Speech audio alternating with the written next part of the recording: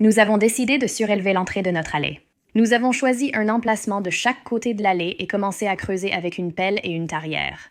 Nous avons ensuite ajouté un poteau en bois dans le trou que nous venions de creuser. J'ai maintenu le poteau en bois en place dans le trou, une fois que nous l'avons bien mis de niveau. Et puis, nous avons commencé à remettre lentement la terre que nous avions enlevée auparavant. Il ne faut pas remplir complètement le trou avec de la terre. Laissez un peu de place pour du béton à prise rapide sur le dessus. Cela va vraiment sécuriser le poteau en bois et s'assurer qu'il reste bien en place. Puis, avec un arrosoir, nous avons arrosé pour que ça prenne. Nous les avons teints plus foncés, puis ajouté des crochets décoratifs à l'avant du poteau. Cela embellit notre allée et ajoute du charme à notre extérieur. Un autre petit élément supplémentaire que nous avons décidé d'ajouter aux jardinières sur poteau était une lampe solaire sur le dessus. Installée en haut du poteau, elle émet la nuit une flamme vacillante qui crée une ambiance agréable. Ainsi, de jour comme de nuit, notre allée a une belle entrée grâce à ces jardinières sur poteau faciles à réaliser soi-même. Je veux embellir l'espace devant ma maison. J'ai donc testé un bol du Dollar Tree pour voir s'il convenait. Après, je suis allé à Home Depot acheter de la mousse expansive. Ensuite, ce que je vais faire, c'est poser le bol sur un sac poubelle, puis je vais prendre la mousse expansive et commencer à recouvrir tout le bol, et on va procéder couche par couche. Ça m'a pris 3 bombes, mais je veux m'assurer que ce soit sec au toucher avant la prochaine couche. Une fois que c'est appliqué, il faut attendre environ 24 heures. L'étape suivante, c'est de sculpter la mousse. Maintenant, il faut façonner tout ça partout. Étape suivante, je vais verser un peu d'eau dans un seau, j'utilise du ciment. Tout ce qu'on va faire, c'est mélanger. Vous souhaitez pouvoir le modeler et l'utiliser presque comme de l'argile sur la mousse? Allez-y et commencez simplement à l'ajouter sur la mousse, puis continuez à bien lisser. Pour la deuxième couche, je l'ai rendu un peu plus liquide. Lissez la surface. Si elle reste rugueuse, utilisez un pinceau à roche-en-pierre trempé dans l'eau pour lisser le béton appliqué. Laissez sécher, puis j'ai dilué de la peinture noire avec de l'eau. Je vais aussi ajouter un peu de marron à la pierre pour la colorer. Choisissez la couleur que vous préférez. Je vais maintenant placer l'objet dans le jardin et recouvrir le tuyau à cacher. Et il est temps d'ajouter un peu de couvre-sol. Regardez-moi ça, quelle beauté. Je vais gratter toute l'herbe de la zone, la niveler un peu puis continuer. Prenez du béton haute résistance, ajoutez-y de l'eau. Ce mélange de béton sera plus liquide que d'habitude. Continuez à mélanger et ajoutez de l'eau si besoin. Je veux que ça glisse directement de l'outil. Maintenant, prenez un sac Ziploc d'1 litre si vous en avez un et on va commencer à les remplir. Pas plus des 3/4. Assurez-vous maintenant de bien retirer tout l'air. Trouvez cet endroit et commencez à placer ces sacs, puis commencez à les secouer. Ça va gonfler au fur et à mesure que le béton se tasse. Lissez-le, puis placez le suivant à côté. Pour cette partie, j'ai une surprise pour vous. J'ai pris quelques pierres qui brillent la nuit. Je vais découper la partie supérieure du sac, l'enlever, puis je vais prendre ces petits cailloux et les mettre dedans. Une fois que ceux-ci sont à l'intérieur et que les sacs ont séché toute la nuit, commencez à couper le plastique et vous allez l'enlever. Prenez du sable et mettez-le entre toutes les fissures.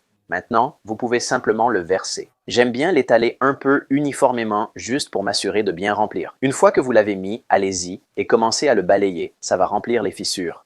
Voici notre vieux chemin pavé et rustique. Tu te rappelles de ces galets lumineux ici? Ils éclairent le chemin la nuit. Ils sont magnifiques. J'ai acheté 2 pots de tailles différentes chez Dollar Tree et poncé la surface avec du papier de verre grain 150. J'ai ensuite mis du silicone sur un couvercle en plastique et les collé au fond du petit pot.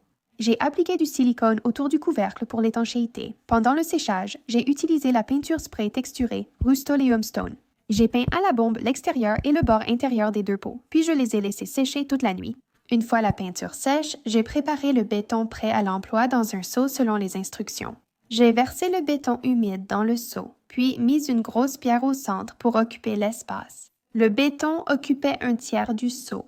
J'ai utilisé une chute de bois de 2x4 pour tasser le béton, éliminer les bulles et bien lisser le tout.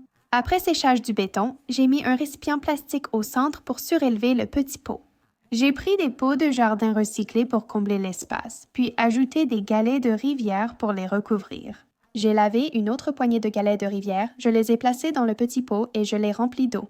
Enfin, j'ai ajouté cette fontaine solaire et comme il faisait beau, elle a commencé à fonctionner immédiatement. Pas besoin de pile.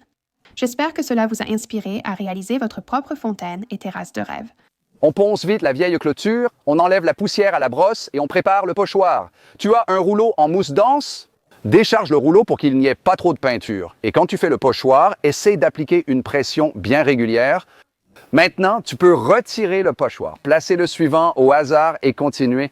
D'accord, j'ai placé le pochoir de la tige, donc maintenant on va utiliser le pochoir de la feuille. J'ai prépositionné mes pochoirs pour aller plus vite. Qu'est-ce que tu penses de ce projet? Le résultat est super et c'est facile pour ceux qui utilisent un pochoir pour la première fois. D'accord. Donc, la première étape, c'est que je peigne complètement cette clôture. J'ai ces assiettes en mélamine que je viens d'acheter au magasin Dart et j'ai aussi quelques-unes de ces grandes assiettes argentées. C'est de la glace d'alcool de cacao. Je viens de nettoyer l'assiette avec ça. Je vais prendre un peu d'alcool ici. Je vais juste en verser un peu sur l'assiette. J'ai de très jolies couleurs. Je vais en déposer un peu ici et bouger ça pour commencer. Alcool dessus, voilà, encore un peu. Utilisez un sèche-cheveux ou un pistolet à chaleur. Je vais juste tourner en rond. Voyons si on peut obtenir de jolis contours. Très bien, maintenant, comme il s'agit d'encre à alcool, je vais en fait la vernir avec ce vernis Kemar. Pour la deuxième version sur ces assiettes, j'utiliserai des pochoirs autocollants. J'ai mis une seconde couche de peinture. Retirons le pochoir pour voir le résultat. La troisième technique que nous allons réaliser sur ces assiettes sera du pur Jackson Pollock. Ensuite, nous appliquerons cette peinture argentée de la même manière. Nous pouvons le faire sur une de nos petites assiettes. Voyons à quoi cela ressemble, maintenant qu'elles sont toutes accrochées.